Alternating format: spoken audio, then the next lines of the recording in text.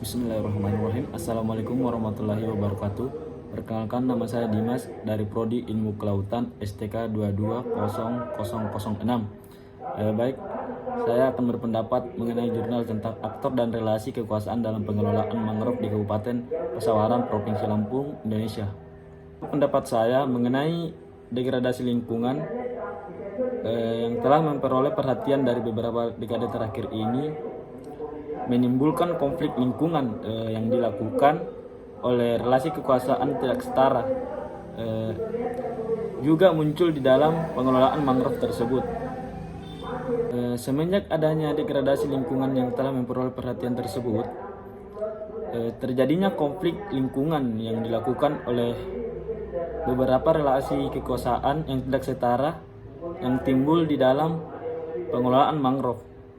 Oleh karena itu, pemanfaatan sumber daya antar aktor yang tidak adil tersebut menimbulkan degradasi lingkungan dan termarginalisasinya suatu masyarakat yang dimana adanya relasi kekuasaan yang tidak setara di antara aktor-aktor tersebut. Industrialisasi dan tambak udang. Ini menimbulkan konversi mangrove yang menjadi tambak udang yang semakin meningkat dari tahun ke tahun, yang mengakibatkan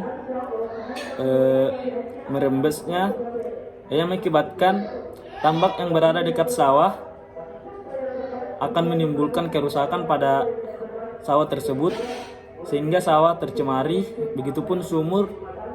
Dan semenjak adanya pengelolaan tambak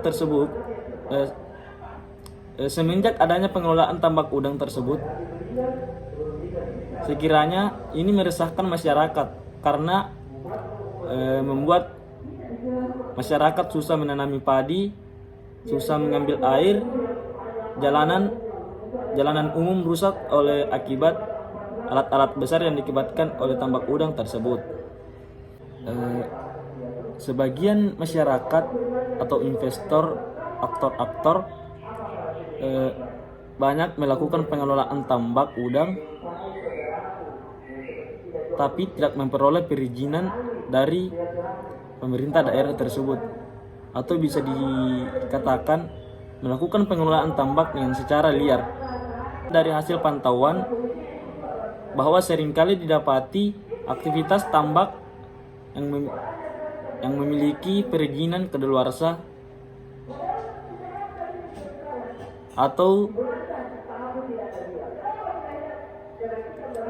tidak memiliki surat perizinan sama sekali. Dan ini merupakan suatu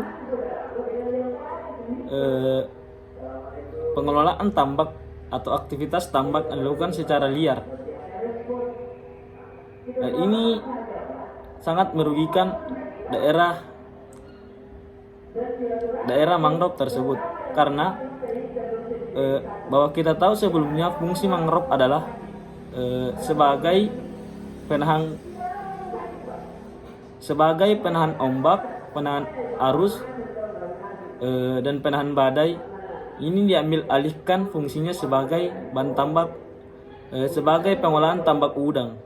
Lagi dan lagi, dampak konversi mangrove yang menjadi tambak udang tersebut yang dilakukan oleh pengusaha mengakibatkan degradasi lingkungan dan termarginalisasinya suatu masyarakat, sehingga sebagian masyarakat yang berprofesi sebagai nelayan dan petani sulit untuk mendapatkan akses untuk menuju ke pesisir karena adanya pembangunan tambak tersebut. Fungsi utama mangrove yaitu adalah sebagai tempat pemijahan, tempat biota-biota, tempat karang-karang. Itu sekarang diambil alih oleh investor atau aktor pengusaha yang dijadikan sebagai tambak, sehingga susahnya bagi masyarakat untuk mencari nafkah di daerah sekitar. Kondisi saat ini dipersulit oleh adanya sebagian anggota masyarakat yang berpihak pada investor atau pengusaha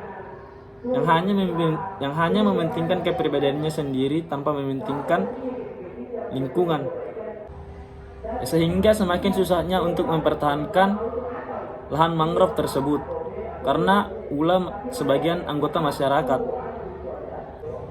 Akan tetapi dengan adanya Balai Pengelolaan Hutan Mangrove tersebut mampu memperdayakan sebagian masyarakat dengan berkegiatan, yaitu dengan memulai dengan bibit baru mangrove, menanaminya di kawasan-kawasan yang dimiliki masyarakat tersebut. Walaupun kegiatan pengelolaan mangrove ini hanya bersifat sebagai keproyekan, akan tetapi dampaknya akan membuat hutan mangrove secara lestari sedikit demi sedikit. Di dalam pembentukan jejaring penyelamatan mangrove, sayangnya tidak ada satupun dinas terkait, terutama dinas perkebunan, kehutanan, yang mampu memperjuangkan perda pengelolaan mangrove secara serius. Nah, ini merupakan suatu tindakan yang tidak efektif karena usulan perda tersebut berasal dari eksekutif yang disetujui oleh legislatif. Negatif dari konversi mangrove tersebut atau limbah tambak udang menimbulkan konflik antar sosial pengusaha dan masyarakat di pedesaan yang dimotori oleh nelayan. Dari hasil penelitian juga menunjukkan bahwa menimbulkan konflik antara individu dan perusahaan yang membuat masyarakat miskin tidak mendapatkan akses ke pesisir karena telah dikuasai oleh perusahaan.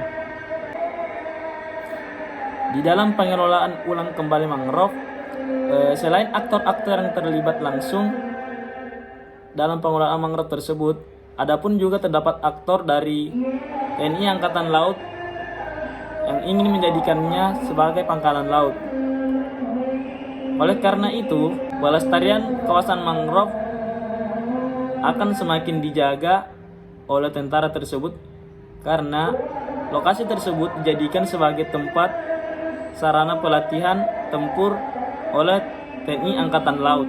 Dan kalaupun adanya terjadi konversi di wilayahnya, pihak TNI Angkatan Laut berkepentingan dalam pembuatan sarana dan prasarana di pangkalan karena sudahnya adanya kerjasama antar LSM untuk melakukan kegiatan pelestarian tersebut.